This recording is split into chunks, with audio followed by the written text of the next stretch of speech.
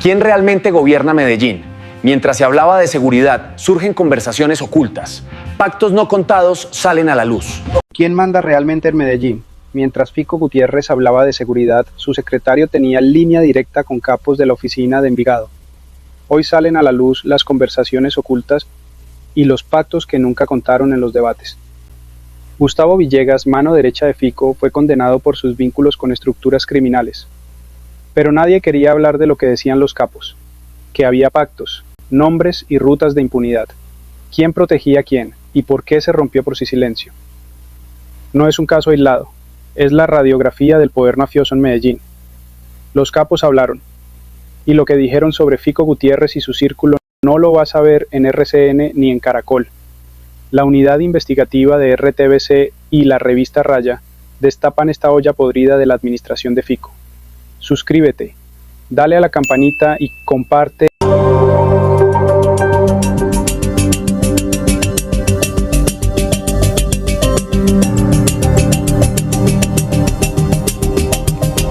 Buenas noches y bienvenidos. Esto es Señal Investigativa, una alianza entre Señal Colombia y la revista Raya. Llegamos a todos los rincones del país, todos los fines de semana, con investigaciones profundas que no verán en otros medios de comunicación. Para desarrollar la historia de hoy me acompaña en la mesa Edinson Bolaños, director de la revista Raya. Edinson, buenas noches, es un gusto tenerlo acá. El gusto es mío, Joana. Buenas noches para usted y para nuestros televidentes, también para todos los que se conectan a través de las redes sociales. Leemos sus comentarios con el numeral Señal Investigativa. Empecemos. El pasado 21 de junio, un hecho histórico se registró en la ciudad de Medellín, pues el presidente de la República, Gustavo Petro, con la plaza de la Alpujarra llena de gente, propició este escenario para encontrarse en la misma tarima con 9 de los exjefes que han liderado bandas ilegales en Medellín, agrupadas en la conocida oficina de Envigado. El motivo de ese encuentro, para finalizar el camino hacia la paz permanentemente en las comunas de Medellín.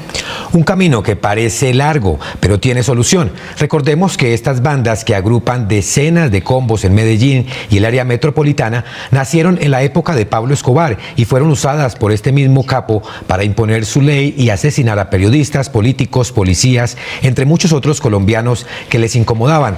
Y a pesar de que con los años incluso los paramilitares las usaron como su brazo armado urbano, hoy muchos de sus jefes están en la cárcel. Sin embargo, lo que se decía hasta hace 2 años, antes de iniciar el proceso de paz con el presidente Petro, era que desde la cárcel seguían teniendo el control del crimen en la ciudad.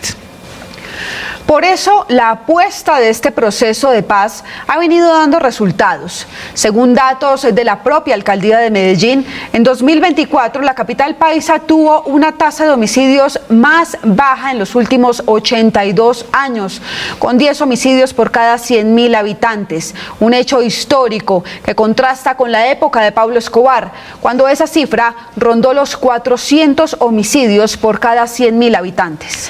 Joana, pero la salida momentánea de la cárcel y posterior aparición en tarima de estos 9 jefes de la oficina de Envigado causó bastante molestia a la clase política antioqueña, sobre todo al actual alcalde de Medellín, Federico Gutiérrez, y al actual gobernador de Antioquia, Andrés Julián Rendón, quienes aseguraron que se sintieron amenazados. Sin embargo, la molestia de un proceso de paz con estos combos tiene sus raíces en la verdad que guardan estos exjefes de las bandas que ha cogobernado en esta región del país, en donde la violencia siempre ha sido desbordada. Pues Señal Investigativa viajó hasta Medellín y a la cárcel de Itagüí con el fin de reconstruir esta historia, herencia de Pablo Escobar, y que se relacionó con la política antioqueña a lo largo de las décadas. Las primeras galladas o combos de barrio surgieron a mediados de la década de 1960, cuando Medellín experimentaba un proceso de urbanización irregular, sin orden ni control, impulsado por la llegada de miles de desplazados de la violencia y la pobreza rural. Los tugurios en las laderas de la ciudad luego se conocerían con el nombre de comunas. Eran y siguen siendo barriadas sin servicios públicos ni presencia estatal, donde los combos imponen su ley regulando aspectos básicos de la convivencia. Somos sobrevivientes de una época muy violenta, no solamente a nivel ciudad, sino a nivel país. Los 90 fueron una época que puso muchísimos muertos, una transición bastante brusca entre los 80s y los 90, 80s y 90 se pusieron muchos muertos. Yo era un niño y luego fui un adolescente, fui un niño de los 80s y un adolescente de los 90s y me tocó ver toda la transformación. Sé por experiencia que todos los que vivimos esa época de violencia somos los que ahora le estamos apostando por el cambio y la paz. Todos los que vivimos la violencia no queremos volver a vivir en eso. Y cuando el barrio ha tenido momentos de jóvenes o personas que han querido apostarle nuevamente a eso, los sobrevivientes, adultos y jóvenes de aquellos días son los que han puesto un freno. Grupos criminales como los que actualmente se llaman Los Triana en el barrio Zamora y la Comuna Nororiental. Los Mondongueros en el 12 de octubre, La Terraza en Manrique y Aranjuez, o los Pacheli en el municipio de Bello llevan 4 décadas de trayectoria con incontables relevos, disputas internas y cambios en sus jefaturas. Algunas de estas bandas, como los Priscos de Aranjuez, la Ramada de Bello o la Terraza de Manrique, fueron usadas por el cartel de Medellín en cabeza de Pablo Escobar Gaviria, quien las reclutó para enfrentarse a sus enemigos y desafiar al Estado. Otras bandas como la Unión de Itagüí se sumaron a la persecución en contra de Escobar y terminaron colaborando con el Estado, el Cartel de Cali, los paramilitares de la Casa Castaño y agentes de la DEA en cacería que permitió abatir al mayor capo de la droga en el mundo. A la par ocurrió una guerra por el control de los barrios entre las guerrillas, las milicias populares y todas las bandas criminales, tanto las que habían trabajado para Pablo Escobar como aquellas que se le habían enfrentado. A mediados de los años 90 se instaló en la cárcel de Bellavista la primera mesa de paz urbana en Medellín, que derivó en la desmovilización de algunas milicias y bandas locales en un proceso acompañado por Monseñor Darío Monsalve y María Emma Mejía. ¡Juan!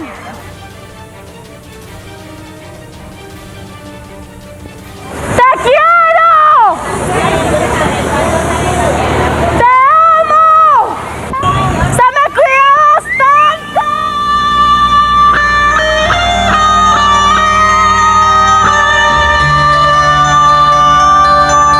El ganador de aquellas guerras fue el narcotraficante y exparamilitar Diego Fernando Murillo Bejarano, alias Don Berna, quien después de la muerte de Pablo Escobar, a finales de 1993, se convirtió en nuevo jefe criminal en Medellín y el Valle de Aburrá, conformando la estructura criminal que aglutinaría todas las bandas de la ciudad y que se conoce como la Oficina de Envigado.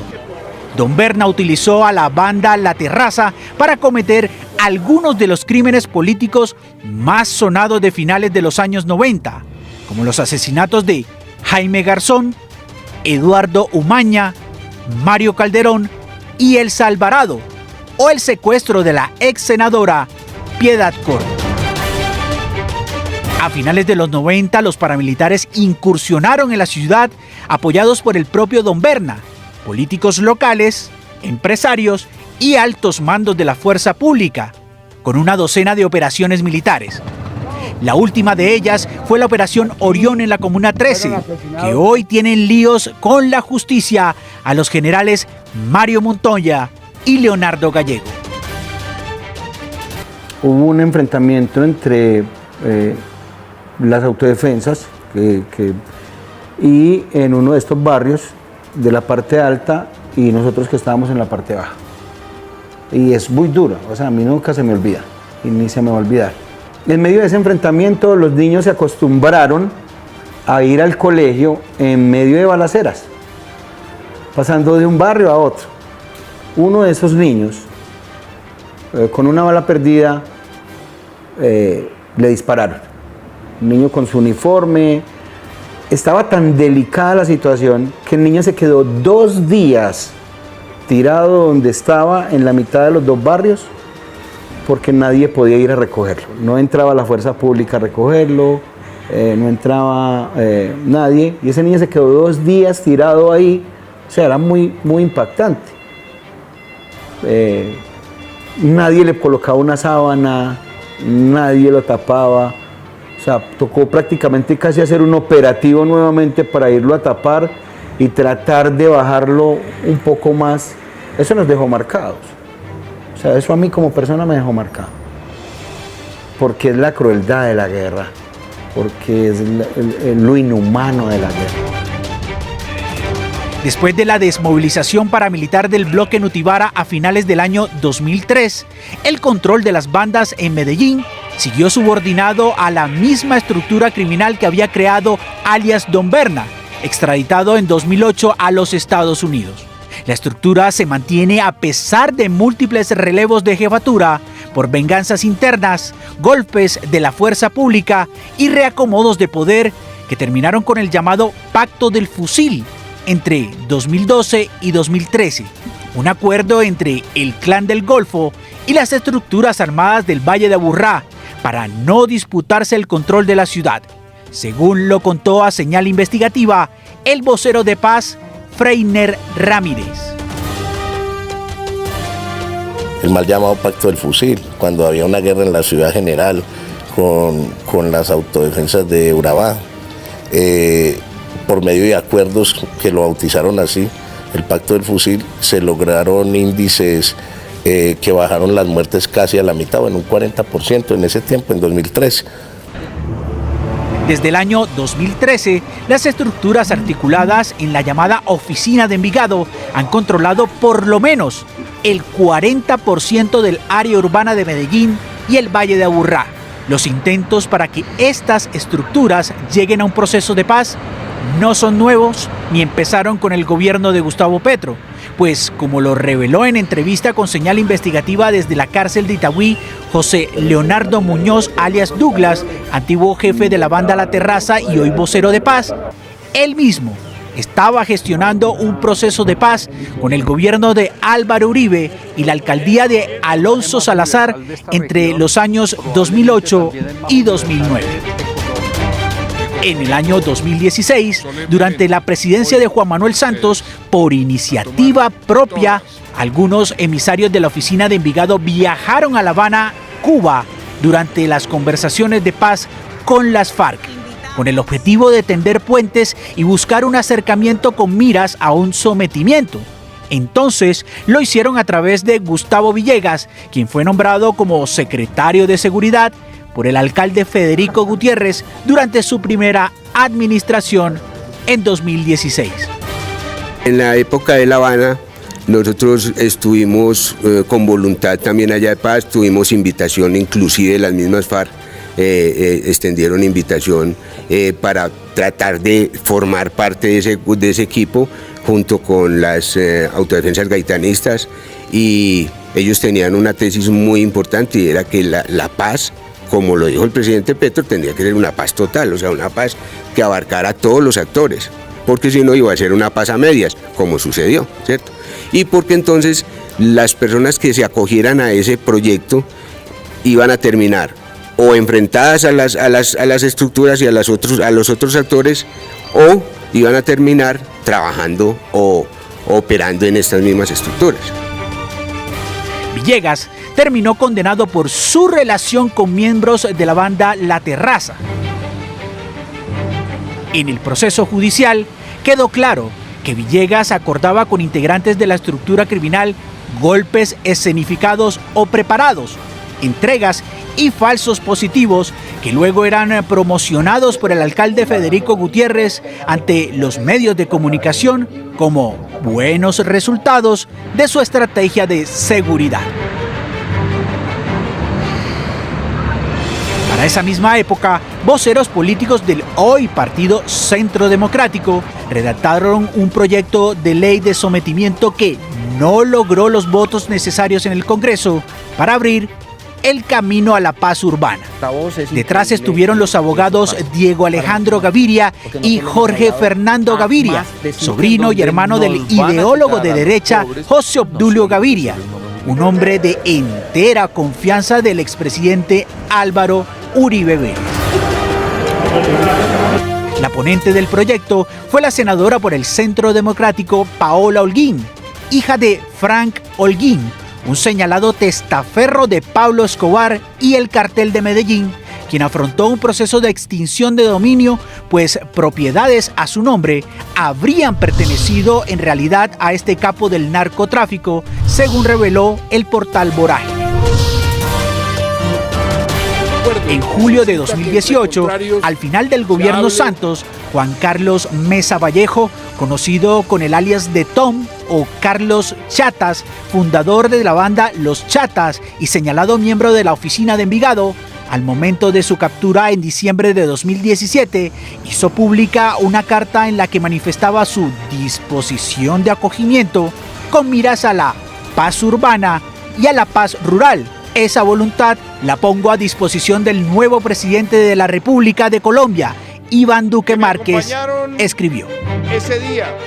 Después de una nueva propuesta firmada de puño y letra por varios jefes criminales presos, entre ellos Leonardo Muñoz alias Douglas de la banda La Terraza, llegó en 2019 al presidente Iván Duque, cuyo gobierno mostró interés en un principio, pero luego abandonó la iniciativa.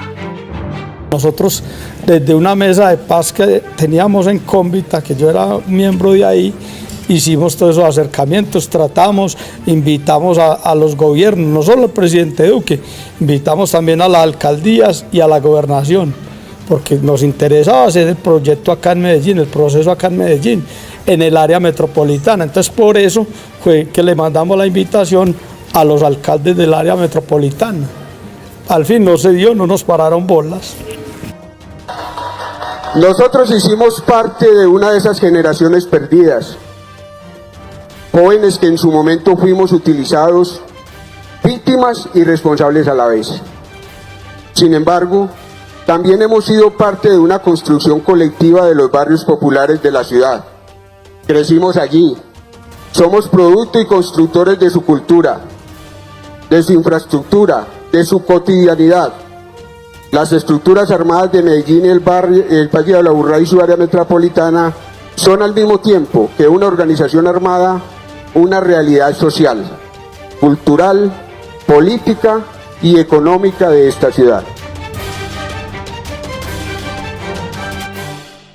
Con este completo contexto sobre el origen de los combos en Medellín, vamos a una primera pausa institucional y al regreso esperen. Hablan desde la cárcel de Itagüí 3 de los principales exjefes de la famosa oficina de Envigado que agrupa a estos combos. ¿Qué saben de sus viejas alianzas con la clase política antioqueña? Ya regresamos.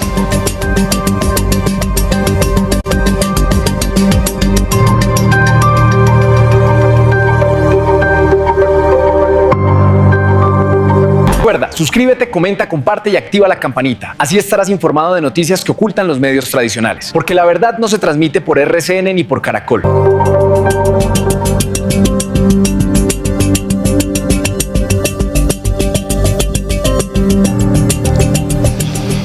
Muchas gracias por continuar con Señal Investigativa. Hoy con la paz urbana en Medellín y las revelaciones de 3 de los principales exjefes de la oficina de Envigado, quienes hablan desde la cárcel de Itagüí en exclusiva con este programa. Ya mirábamos en la primera parte un contexto de su génesis, de dónde vienen estas bandas y por qué estos exjefes, a pesar de estar en la cárcel, siguen siendo actores decisivos para un proceso de paz como el que hoy se desarrolla con el gobierno nacional.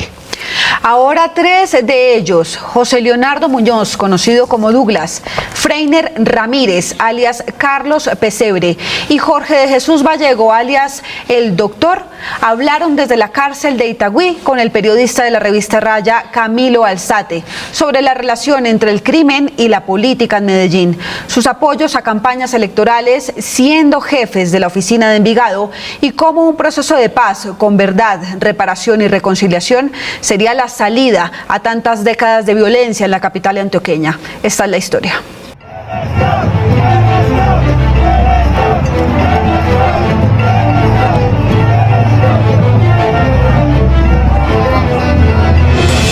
El pasado 21 de junio, miles de personas se congregaron en la plazoleta central de la Alpujarra frente a los edificios de la Alcaldía de Medellín y la Gobernación de Antioquia para escuchar al presidente Gustavo Petro. La gente, ¿por qué marchó? Porque era el día de marchar por la paz urbana, de hacernos sentir, de apoyar, que se trata de que la gente de afuera de la ciudad de Medellín y la misma ciudadanía que no es creyente en la paz urbana se llenen de ese sentimiento de que sí se puede y que sí estamos creyendo en ella. Porque hay resultados que se están viendo, hay resultados que se están viendo de que sí hay paz real. Entonces la gente que hace apoya y eso es cuando todos se unen como líderes sociales, comunidad, los muchachos, todo el mundo apoya esta paz urbana, se van a ver muy buenos resultados. Yo estuve ahí y lo dije con mucho orgullo, Antioquia ama a Petro y no me arrepiento de haberlo dicho.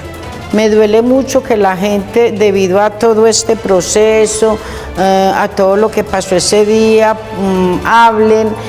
Y son personas que no les ha pasado lo que nos ha pasado a nosotros. Son personas que no se han puesto en los zapatos de nosotros. Estos son los 11 de Jericó. Un abrazo. Allí, junto a los 11 campesinos de Jericó perseguidos por la multinacional minera Anglo Gold Ashanti y junto a las madres de los desaparecidos de la Comuna 13 de Medellín, el presidente Petro presentó cómo iba la paz urbana con los llamados combos o bandas que históricamente han cogobernado en la capital antioqueña y el área metropolitana. El gobierno de ese estado, conjuntamente con el paramilitarismo de Don Berna, había decidido sacar bandas, decían que la guerrilla quizás ni eran, y sacando las bandas desapareció centenares de jóvenes y la Comuna 13 quedó gobernada de facto. Yo le llamo la gobernanza paramilitar, es decir, la Constitución de 1991 no se aplicó en la Comuna 13, sino el miedo, el temor, el terror, el silencio. Reciban un fraternal saludo y una bienvenida a la ciudad de Medellín, a la gente de las comunas que han atendido este llamado, que se movilizan por la paz, que no renuncian a cambiar la historia de décadas de violencias. A todos ustedes, nuestras mayores consideraciones y respeto. Vengo como víctima, pero no a pedir ayuda, sino para decirle a usted y al país que somos mujeres luchadoras, que hemos convertido nuestro dolor en resistencia y que también queremos un país distinto donde se respeten los derechos de las víctimas. El acto despertó la furia del alcalde de Medellín, Federico Gutiérrez, y del gobernador de Antioquia, Andrés Julián Rendón. ¿Con qué figura o marco jurídico salieron esos bandidos de la cárcel de máxima seguridad de Itagüí? Quienes vieron cómo el presidente Petro reunía en plaza pública a 9 de los principales jefes de esos combos actualmente presos en la cárcel de Itagüí y quienes desde hace 2 años están en un proceso de paz con el gobierno. Una expresión quizás de esa motivación al cambio se pudo haber representada el 21 de junio, en esa concentración que se hizo con el presidente en la Alpujarra, pero quizás el simbolismo de ese ejercicio no fue la concentración en sí misma, sino las marchas que vienen desde la zona nororiental y centrooriental de la ciudad, que se unen en toda la playa con la oriental para llegar hasta la Alpujarra. Esas personas que vienen de esas comunas 1, 2, 3, 4, 8, 9, que son comunas que están en toda la parte oriental de la ciudad, donde el conflicto es bastante álgido además, son precisamente las personas que hoy claman esa paz. ¿Y por qué la claman y por qué están convencidos de ella? Un solo efecto de la paz urbana ha sido la reducción de homicidios. Ese día en la tarima estuvieron José Leonardo Muñoz alias Douglas, Juan Carlos Mesa alias Tom, Jorge de Jesús Vallejo, Freiner Ramírez alias Pesebre, Albert Antonio Henao, Juan Camilo Rendón, Elder Zapata, Walter Román y Dairo Muñoz. Todos ellos pertenecieron a una gran estructura criminal conocida como la Oficina de Envigado. Años después empezaron las voces a decir la verdad. Y hoy aún extrañamente hay funcionarios locales, nacionales también, que impidiendo buscar en la escombrera durante años, aún hoy, a pesar que han aparecido ya los primeros cadáveres, restos humanos, Aún hoy intentan que eso no se sepa, que un Estado desató el genocidio sobre el pueblo colombiano y fundamentalmente sobre su campesinado y su juventud, y que esa época no fue del Estado ni social de derecho ni de derecho, ni se le puede llamar democracia ni libertad. Después de 2008, tras la extradición a Estados Unidos del jefe paramilitar Diego Fernando Murillo Bejarano, alias Don Berna, los jefes de la llamada Oficina de Envigado han controlado los tugurios en las laderas de Medellín, conocidos popularmente como las comunas.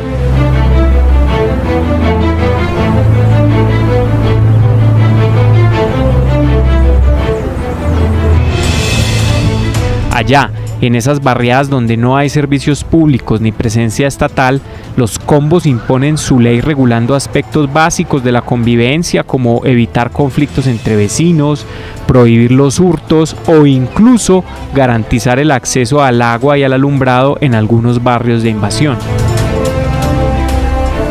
Pero cuando suban a los barrios y vean el trabajo que se ha hecho, va a ver que la gente está contenta. Hay gente que sale a opinar y a criticar el proceso, así que no hemos hecho nada, pero porque critican desde la ventana del poblado donde viven, en su apartamento, en su casa, en su mansión. Desde ahí es muy fácil criticar, pero cuando suban a la zona y vean, se van a dar cuenta que sí, nosotros los invitamos, que se den la pasadita por allá y miren el proceso un poquito más de cerca, porque esto es algo que nos interesa a todos. Señal Investigativa llegó hasta la cárcel de Itagüí para hablar en profundidad con 3 de estos ex jefes de las bandas.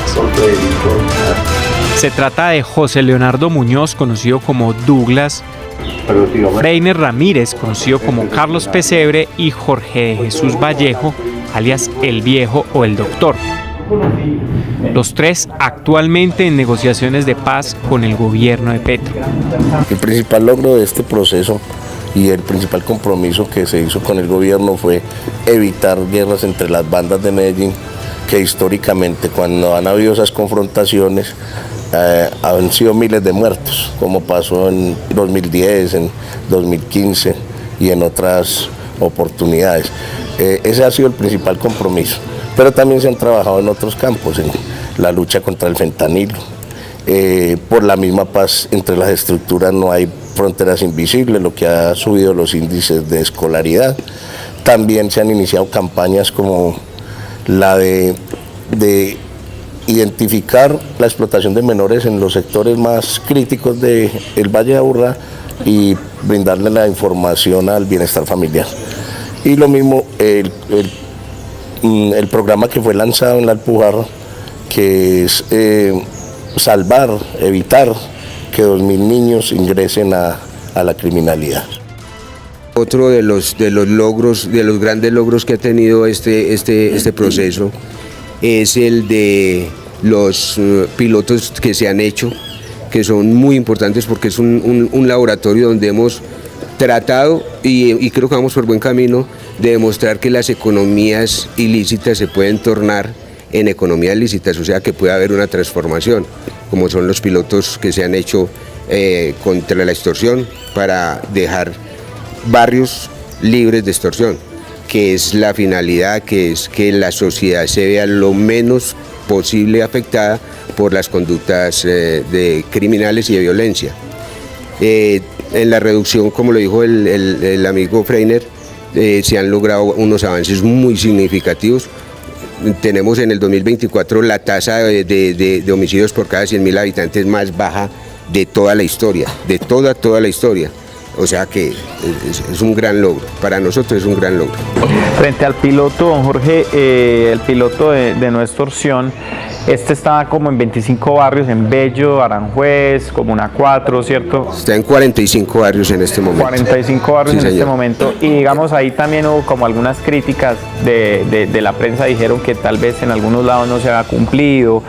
El balance de pronto puede ser agridulce. ¿Qué ocurrió ahí? A ver, las críticas, lo que pasa es que criticar desde la desinformación es fácil. Nosotros que hicimos a nosotros no, a este proceso o a este piloto se le hizo una verificación y un seguimiento muy serio, no por nosotros, sino por la sociedad civil, por la iglesia, inclusive por un equipo multidisciplinario que fue el que estuvo encargado de verificar todo esto, y la meta se cumplió, Queremos que sea mucho más y queremos que sea más grande, pero la meta se cumplió, no se cambiaron unas conductas por otras, no. ¿Qué se habló? Se habló con las estructuras, convencimos a las estructuras de que cobrar eso era contraproducente, que de pronto los pudimos convencer de que dejaran de cobrar eso, y en estos barrios se desapareció completamente ese fenómeno. Más allá de su papel en el crimen que todos conocemos, estos exjefes de la oficina de Envigado son un dolor de cabeza para la clase política antioqueña, pues conocen muchos secretos sobre cómo alcaldes y gobernadores han llegado al poder. Uno de esos episodios tiene que ver con la anterior alcaldía de Federico Gutiérrez entre 2016 y 2019, donde ejerció como secretario de seguridad un hombre acusado por la fiscalía de ser parte de la banda La Terraza con el alias del Ingeniero. Se trata de Gustavo Alberto Villegas Restrepo, quien, siendo secretario de Seguridad de Fico, se comunicaba por mensajería instantánea con esta estructura armada para informar sobre los operativos que realizarían las autoridades en las zonas donde opera la banda criminal. Incluso se lo acusó de fabricar positivos en colaboración con las bandas para que el alcalde Federico Gutiérrez ganara popularidad, mostrando resultados en la lucha con la delincuencia. Pero la verdad era que se trataba de acuerdos bajo la mesa con los jefes de los combos. Ya estamos dando resultados, toda la noche trabajando, gracias a la policía, a la SIJIN, a mi general Gómez, a todo su equipo, y mire, a la información ciudadana. Recuerden, entonces, nos habíamos comprometido, aquí ya tenemos 2 de las motos que participaron de esos hechos. Esta es una de ellas, le habían quitado la placa, pero ahí se ve LLX 40B. Y esta es la otra, que es ALH 49B. Estas son 2 de las motos que participaron, por supuesto, y que fueron utilizadas para este hurto. Estamos dando resultados, y es decir, lo anormal nunca puede convertirse en normal. Estamos dando resultados. En las próximas horas vamos a dar, por supuesto, ya anunciar el tema de las capturas, y vamos a seguir avanzando gracias al compromiso de la policía, gracias a la información ciudadana. Douglas, y ese llamó la atención, a mí me llamó la atención en las entrevistas que usted dio después del evento con el presidente Petro, por todas las críticas pues que hubo al evento y el señalamiento. Es eso que usted está contando, de que a ustedes los invitaban a la Alpujarra, los subían por el sótano escondidos, los llevaban allá, es verdad. En concreto, ¿cuándo estuvo usted allá? Que recuerde. No, yo estoy en muchas ocasiones. Yo en mi momento lo voy a decir. Yo sé que uno sabe que esto le va a traer consecuencias. Entonces esperemos que sea el momento ideal, que llegue y haya que sentarse uno con un juez, con un fiscal, entonces ya uno dice lo que sabe. Yo nunca he sido sapo ni me pongo con esas cosas. Ahí no me gusta, porque si fuera sapo o algo, no estuviera 16 años en la cárcel y condenado a 32. Y si me pusiera a contar lo que sé, créalo que eso se convertiría en un problema, como se dice, de salud pública. Pero por lo menos hay un caso conocido, que es el caso de Julio Perdomo. Sí. Que, ahí hay una prueba. Y que se iba y se reunía allí en la Alpujarra, le pedían lo que usted está diciendo. Es verdad, favores. y él nos transmitía, porque yo ya estaba en la cárcel. Claro. Siempre nos transmitían todo lo que sucedía, nos lo transmitían, nos preguntaban, ¿usted qué opina? ¿Usted qué dice? Porque siempre me han tenido en cuenta. Es que a esta altura de la vida nos siguen diciendo, no, es que estos son los bandidos, estos son los que mandan Medellín, pero ellos no ven en qué forma mandamos o qué parte social es la que nosotros manejamos. A su turno, Freiner Ramírez, alias Pesebre, aseguró que la judicialización de Villegas fue aprovechada por la entonces fiscal de Hierro, Claudia Carrasquilla, actual concejal del Centro Democrático y aliada de Fico Gutiérrez, para chantajear al alcalde, impidiendo que Villegas lo salpicara en el escándalo. Lo que le dices de la doctora Carrasquilla, el hecho de que ella haya condenado a Gustavo Villegas a través de un preacuerdo, frustró ese acercamiento de paz que ustedes tenían en ese entonces con el gobierno local en el año 2017, 2018. Precisamente ahí fue donde dañaron todo. Ella aprovechó esa oportunidad Y en mi concepto personal, desde mi visión, secuestró la alcaldía para su propio beneficio. Porque antes de eso, con el doctor Federico había acercamientos y había un buen ambiente para construir paz en la ciudad. Pero cuando pasó eso prácticamente para mí, desde mi concepto, desde mi visión, sucedió eso. ¿Por qué cree que ya hizo eso? Pues me imagino que por salvar la alcaldía de Federico sacrificaron al doctor Gustavo Villegas, que es un hombre íntegro, que es un hombre serio, que ha trabajado muchísimo por esta ciudad y que a uno le duele que le hayan hecho lo que le hicieron. De esa falta de lealtad por una persona que quería lo bueno para esta ciudad.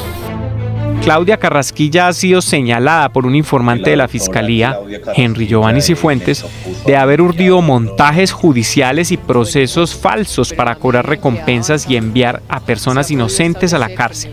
Un caso muy similar al que ocurrió en Valledupar, con un montaje en contra de varios policías y por el cual está siendo procesada actualmente la exfiscal Carrasquilla. A nosotros, la mayoría nos han encanado con preacuerdos basados en montajes judiciales, que es una donde es experta la doctora Claudia Carrasquilla. Si ustedes miran los casos de ella, la mayoría fueron preacuerdos y todos mal fundamentados o con repetición de testigos, y eso se volvió una práctica en la fiscalía de aquí, pero también en la fiscalía a nivel nacional, en muchos sectores de Bacrim. Entonces, por ejemplo, en la ciudad, analiza usted testigos como ese muchacho Henry Giovanni o Camilo, que los utilizan en 200 casos, que cobran las recompensas pero no les llega a ellos, que son cosas que ya le estamos denunciando al gobierno, pero no son solo temas contra las estructuras, contra la gente del común también hacen eso. Ese caso es, digamos, la puntica de todo lo que hay, de la forma en que trabajaron con Henry Giovanni. Yo creo que habrá, no sé, 100 testigos, donde cada uno tiene 80, 20, 100 personas en la cárcel. Pero un testigo como Henry Giovanni, que la versión es la misma si ustedes la revisan, cuando lo utilizan para acusar una estructura, dice, yo pertenecía a esa estructura en tal tiempo, y usted va y mira, entonces perteneció a todas las estructuras, porque habla de estructuras de todo el Valle de Aburrá, y le dan recompensas, pero él no las recibió. Incluso hay gastos de esas recompensas cuando él ni siquiera está en el país. Entonces, eso es lo que nosotros hemos venido denunciando, pero es una tapadera. Como le digo, hay un sector de la Fiscalía que hace esas cosas, hay otro sector que lo cubre. Hace poco tenemos entendido de que había varias investigaciones contra la doctora Claudia Carrasquilla y un funcionario que delegaron para eso, lo removieron del cargo. Entonces, es eso. Ella misma en entrevistas con ustedes ha dicho que ella tiene amigos en la Fiscalía que le ayudan. Entonces, ¿por qué no revisan eso? ¿Cierto? Esa señora le ha hecho más mal a esta ciudad y a uno le duele que una persona que tenga unas prácticas más mafiosas que las que uno acostumbró sea ahora una funcionaria pública. Entonces, son cosas que hay que mirar, la doble moral de esta ciudad. Yo creo que a nosotros todos estamos cansados de que nos busquen para recuperar un carro, una cadena, y esas mismas personas a las que le ayudamos, ya después esos delincuentes, esos asesinos. Entonces, esa doble moral de la ciudad, si vamos a construir la paz, primero tenemos que aceptar la realidad. ¿Cuál es la realidad? El control territorial que las estructuras forjaron a través de varias guerras. Esa es la realidad que los políticos de la ciudad siempre han querido tapar. Los dos ex jefes de la oficina de Envigado también salpicaron en esta entrevista exclusiva con señal investigativa al exalcalde Alonso Salazar, a quien señalaron de haber recibido el apoyo de las bandas, incluso poniendo votos para que fuera elegido en el periodo 2008-2011. En 2007-2009 estuve reunido con, en ese momento, aspirante a la alcaldía Alonso Salazar, y luego siendo alcalde. ¿Usted se reunió con él? Sí, y no, es que a él se le ayudó a la alcaldía. Si bien no sé, usted que es investigador del conflicto, recuerde que hubo un muchacho, Memín, que era sobrino de Job, que lo metieron preso por decir la verdad, porque dijo que le habíamos ayudado a la alcaldía. Es más, aquí vino una vez hablando con don Berna una semana antes de esas elecciones, don Berna fue el que dijo que apoyáramos a Alonso Salazar. Entonces, y eso fue lo peor que le pasó a la ciudad, porque de ahí para allá entonces unos brotes de violencia, temas de recompensas, todo ese tipo de cosas. Entonces son cosas que hay que resaltar, y estuvimos sentados con él hablando de temas de la Comuna 13, porque ya se había acabado el tema de la guerrilla, porque había un poco de combos de muchachos en esa comuna, y precisamente como hoy estaban preguntándonos qué podíamos hacer con los muchachos. Se habló con él, fue alcalde y no pasó nada. Yo mismo le recibí propaganda política y nada. Después lo mismo en 2015, problemas de violencia, nos buscan, hablamos con ellos y cuando van a la alcaldía se olvidan de todo lo que hablamos. Ahí tienes la respuesta. Mira que no es la primera vez que nosotros estamos haciendo un intento por conseguir la paz. Esto es algo que yo llevo 25, 30 años en esto, bregando, a construir la paz, a trabajar, a hacer procesos de paz. Me he sentado cantidad de veces con cantidad de gobiernos. Pero, ¿qué pasa? Llegan donde nosotros, nos utilizan, se benefician y se valen y se van y nos dejan la mesita tirada, como se dice, que yo lo he dicho en varias entrevistas. Nos dejan la mesa patas arriba y dicen, no vamos a negociar con nadie, pero cuando ya se beneficiaron, cuando ya lograron alcaldías, lograron presidencia, lograron los votos, que es por lo que van. Entonces nos han parado bola de momento. Es más, en el momento que yo estaba, cuando me capturaron, yo tenía un acercamiento con la alcaldía y estábamos intentando para hacer un desarme, para hacer una entrega de unos muchachos. En el año 2009. Exactamente el 2009. Las expectativas de estas estructuras ilegales urbanas tienen que ver con que el gobierno nacional logre tramitar en su último año una ley de sometimiento a la justicia que permita pacificar aún más la capital antioqueña y así garantizar que se repare a las víctimas, se conozca la verdad y se dé el tránsito de los combos a la legalidad. En este momento el ministro de Justicia Montealegre está presentando una propuesta que la va a llevar al Congreso de la República para una ley de acogimiento, sometimiento o ley de paz total que permita que estructuras que vienen de la criminalidad, otros que vienen del paramilitarismo, otros que vienen de las disidencias, pues puedan transitar hacia la legalidad y resolver sus problemas jurídicos. ¿Cuáles expectativas tienen ustedes con eso y qué es lo que ustedes están pidiendo para poder, digamos, avanzar en este proceso? Es que si ese hubiera sido el enfoque cuando el doctor Montenegro fue fiscal, yo creo que hubiéramos hecho la paz en el país desde ese tiempo, si hubiera abarcado a todos los grupos. Aquí precisamente es eso, nosotros tenemos la esperanza de que venga un marco jurídico que abarque a todos los grupos para que no se sigan reciclando las violencias, pero más que eso, que si se logra un acuerdo con un gobierno, que sea con el Estado, para que el próximo presidente tenga que cumplir con los acuerdos que se hagan ahí. Marco jurídico que recoja, por ejemplo, particularmente en esta área, donde la violencia viene de 40 años, como inclusive la JEP lo aceptó hace poco, que en ninguna ciudad del país se vivió la guerra urbana del conflicto como se vivió aquí, donde se disparaba fusil de edificio a edificio, donde había una confrontación directa entre fuerzas de milicias y fuerzas de paramilitares. Entonces es muy importante para poder cerrar esos ciclos de hace 40 años y que haya la verdad, es muy importante un marco jurídico que avance, que tenga que sea retroactivo, pero que también coja a las personas que por incumplimiento del gobierno o por propias decisiones tuvieron que volver a coger las armas. Ahí sí sería cerrar toda la guerra en la ciudad. Señal Investigativa consultó al alcalde Federico Gutiérrez y al exalcalde Alonso Salazar sobre las acusaciones que hicieron los ex jefes de la oficina de Envigado en su contra. Pero al cierre de este programa no habíamos obtenido respuesta. Es un punto de partida, necesitamos recuperar la seguridad de Medellín. Yo quiero anunciar el nombre. En 2019, con una política de seguridad fallida, el último año de la primera alcaldía de Federico Gutiérrez en Medellín, se registraron 598 homicidios. En contraste, en 2024, tras el inicio del proceso de paz, los homicidios se redujeron a casi la mitad, pues se registraron 310. Esto revela una tendencia continuada en la reducción de la violencia que está directamente relacionada con los esfuerzos de paz que se llevan a cabo en la cárcel de Itagüí con el gobierno de Petro. Vamos así a una segunda pausa institucional, pero al regreso esperen el recorrido que hicimos desde la revista Raya y Señal Investigativa a algunas de las comunas donde operan los combos de la llamada Oficina de Envigado.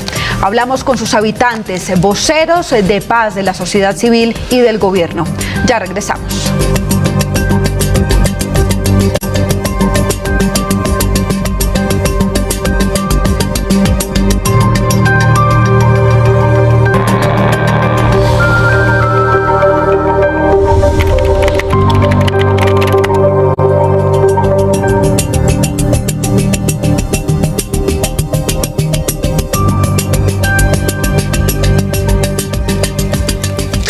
Gracias por continuar con Señal Investigativa.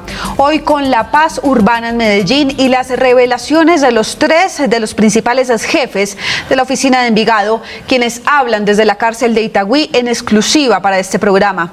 Ya mirábamos en la primera parte un contexto de su génesis, de dónde vienen estas bandas y por qué estos jefes, a pesar de estar en la cárcel, siguen siendo actores decisivos para un proceso de paz como el que hoy se desarrolla con el gobierno nacional. Ahora, en este último bloque del programa, vamos a ver qué encontró el periodista Camilo Alzate en su visita a algunas de las comunas donde las bandas han sido ley y donde se han instalado como un estado paralelo al que eligieron los antioqueños por voto popular. Medellín, una ciudad que resiste y renace. En sus laderas y comunas, donde alguna vez solo se oían los ecos de la guerra de Pablo Escobar y la Oficina de Envigado, hoy las voces de líderes comunitarios, barriales, jóvenes, ancianos piden ser escuchadas. Yo no quiero ir a mi cuadra en guerra porque es duro, es triste. Usted sentir las balas todos los días que pasan zumbando por la cabeza. Acá anteriormente se escuchaban mucho los petardos, que son esas bolas con pólvora que eran gigantes, fusiles, carabinas. Él es Isidoro Manco, un líder comunitario del barrio 13 de noviembre, perteneciente a la Comuna 8, quien llegó a Medellín en la década de los 80, desplazado por la violencia en Cañas Gordas, en el occidente antioqueño. Y así se fue construyendo el barrio poco a poco, con cantidad de problemáticas gigantes. En ese tiempo tenemos barreras sin fronteras invisibles, de barriecito en barriecito, de cuadra en cuadra. Entonces fue muy complicado, pero gracias a Dios uno acá está contando la historia, mientras que muchos que se criaron con nosotros no están. Porque hoy este proceso... Esa misma historia la vivió Gisela Quintero, también desplazada por la violencia rural del oriente antioqueño. Ella, al igual que Isidoro, se asentó en la Comuna 8, pero en el barrio Villatina. Yo creo que aquí fue uno de los lugares en los que yo llegué más o menos en el 2000 a esta ciudad. Sí, aquí llegué en el 2000 y aquí a esta comuna llegué en el 2006. Y creo que esta comuna fue una esperanza para mí, porque vengo pues víctima del conflicto rural y enfrentarse uno a una ciudad, ¿sí? Una ciudad, digamos, que es un elefante para nosotros como campesinos, es muy duro y es la experiencia más difícil en la que las víctimas nos podemos enfrentar. Miles de necesidades, miles de problemáticas, no teníamos vías, no teníamos vías de acceso ni servicios públicos. Y aunque han pasado varias décadas desde que llegaron a la ciudad de la eterna primavera, hoy las comunas donde viven aún enfrentan condiciones de pobreza y violencia. Estamos en el año 2025, en la ciudad innovadora, en la ciudad que es un ejemplo del país, y el barrio 13 de noviembre no tiene agua potable. 2.450, en promedio, 2.450 familias no tienen agua potable. El agua nos la suministra un acueducto heredal. Son conscientes de que la falta de alternativas empuja a los jóvenes a vincularse con las bandas criminales, que terminan siendo una opción de supervivencia en sus barrios. Sin embargo, dicen que el proceso de paz urbana en curso podría ser la respuesta que necesitan para reconstruir sus proyectos de vida. En las comunidades hemos construido, hemos hecho esa paz, porque hemos convivido con ellos, los hemos visto crecer, han sido jóvenes que nosotros les dábamos regalos en diciembre y hoy están, digamos, en estos escenarios. Entonces yo creo que hoy es una oportunidad. Gisela es vocera de la sociedad civil delegada por el gobierno en la mesa de paz urbana que se adelanta en la cárcel de Itagüí con una veintena de voceros de grupos ilegales vinculados a la Oficina de Envigado. Ella fue víctima de las mismas estructuras ilegales con las que hoy dialoga para lograr la reconciliación. En esta comuna creo que hay una gran historia de una mujer, de una mamá, de una lideresa, de una defensora de derechos humanos, pero ante todo de un gran ser humano que cree que la búsqueda que hoy estamos con la búsqueda de la paz es una oportunidad. Y es una oportunidad la cual para nosotros no significa solamente silenciar fusiles, para nosotros es, digamos, también tramitar. Y eso es lo que hemos venido haciendo durante décadas en esta ciudad y hoy, digamos, me siento con ese convencimiento que es una posible salida.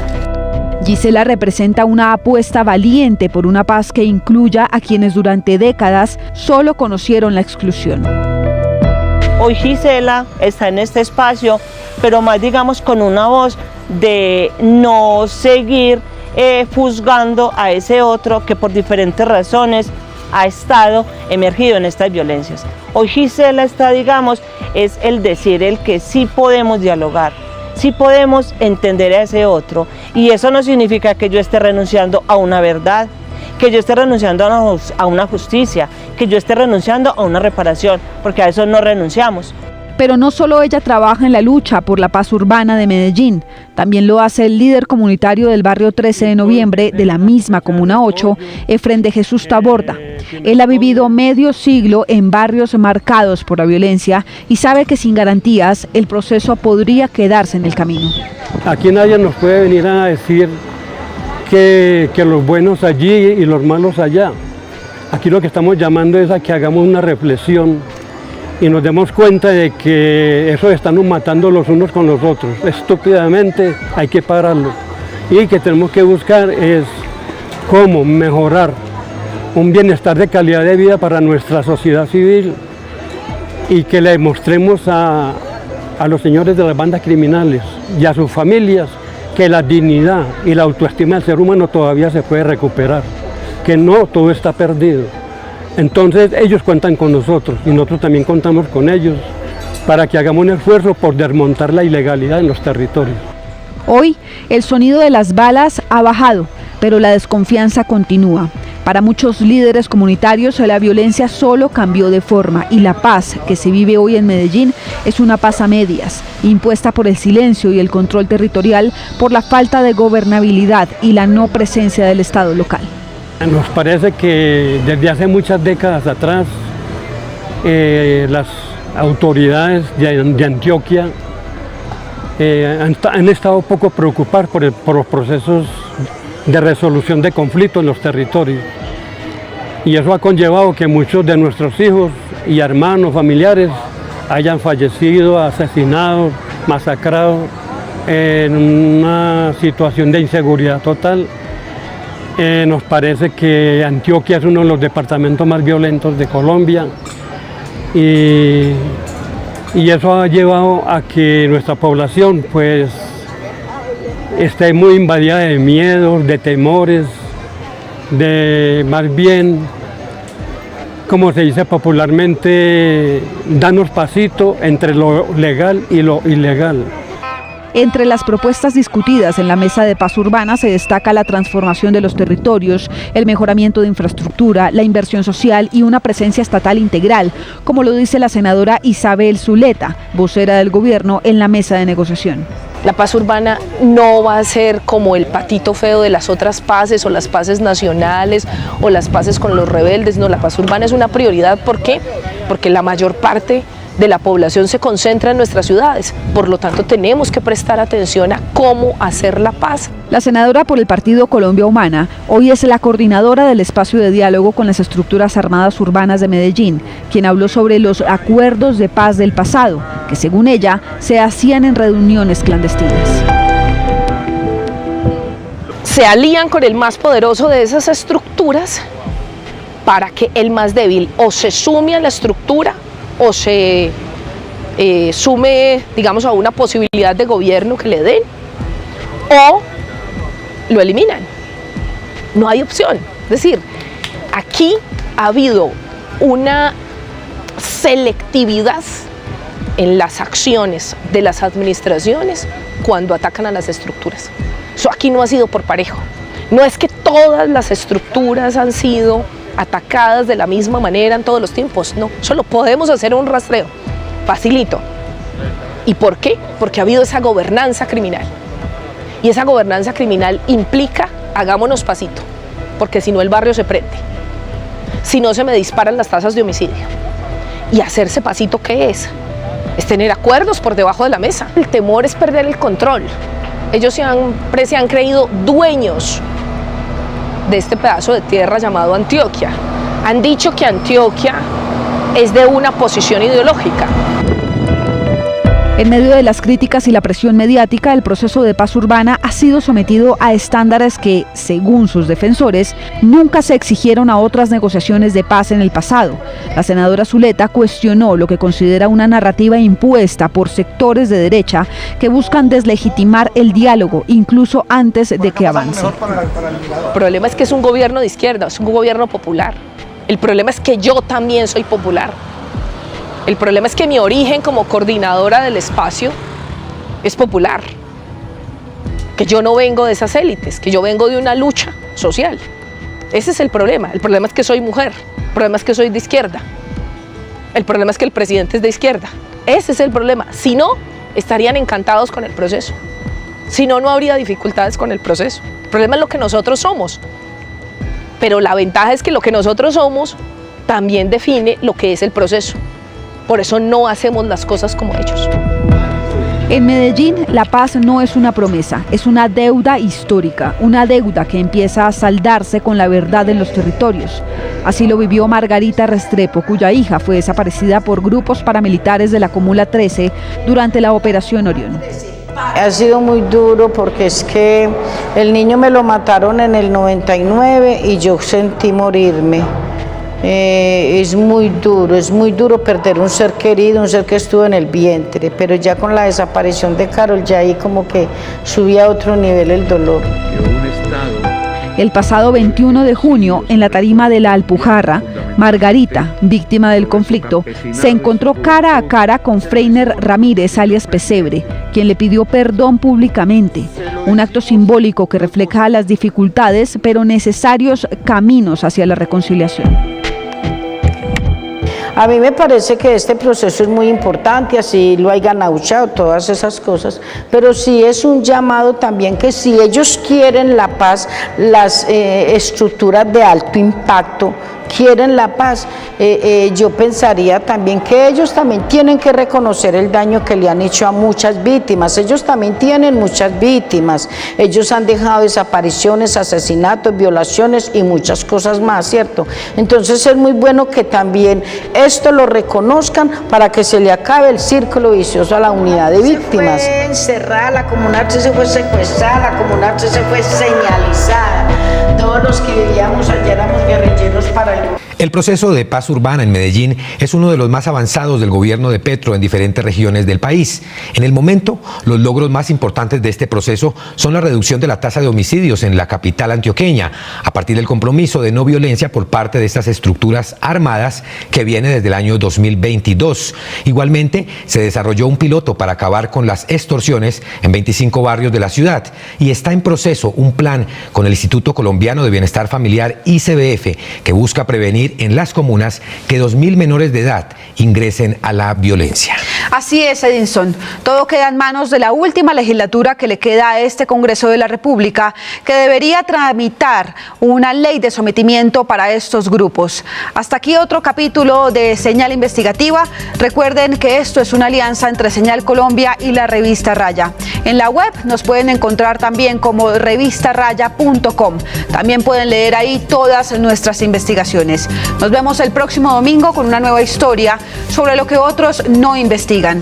Feliz inicio de semana para todos.